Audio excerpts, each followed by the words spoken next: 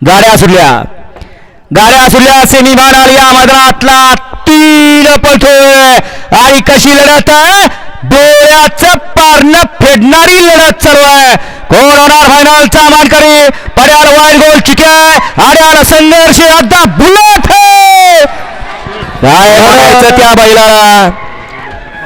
बैलानं सिद्ध करून दाखवलं. फक्त जीव लावला आणि बैलानं मालकाला या ठिकाणी जीव अर्पित केला.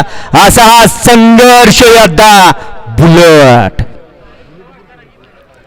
बैल बघितला असता तर म्हणला नसता बैल जगल म्हणून. सगळ्या अंगाला लंपीनं ग्रासला होता, सगळ्या अंगात पू झाला होता. त्या लंपीतनं बरा झाला आणि परत कानानं या ठिकाणी त्याला धरलं. कान सुद्धा असा होता, कानातनं पू गळत होता. मालक कापसानं रोज पुसून त्या बैलाची सेवा करत होता. त्या सेवेची उत्तराई म्हणून या ठिकाणी हा बुलेट पळतोय. पैलवान निखिल सेठ कोरडे हरिभक्त परायण एक नामांकित मृदुंग वादक आहेत आणि त्यांना खंबीर साथ लाभते. भावाला सुद्धा भावाची साथ नसते असे प्रवीण सेठ दसवडकर. जिवंत उदाहरण या बैलगाडी शर्यत क्षेत्रातलं. दोस्ती कशी करायची याचं जिवंत उदाहरण निखिल सेठ कोरडे आणि प्रवीण सेठ दसवडकर.